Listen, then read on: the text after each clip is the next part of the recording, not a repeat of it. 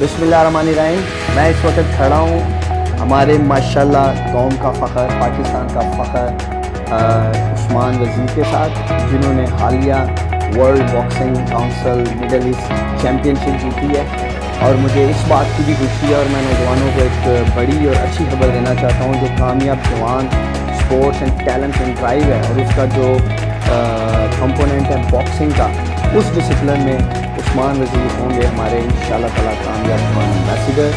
और जो अगली वर्ल्ड चैम्पियनशिप है उसके लिए जो इन्होंने अप्लाई भी किया है, रजिस्टर हो चुके हैं। हमारी कोशिश होगी कि उस्मान वज़ीर कामयाब जवान प्लेटफॉर्म से वर्ल्ड चैम्पियन के लिए भी खेलें और पाकिस्तान के लिए ये वर्ल्ड चैम्पियन का टाइटल जीते हैं।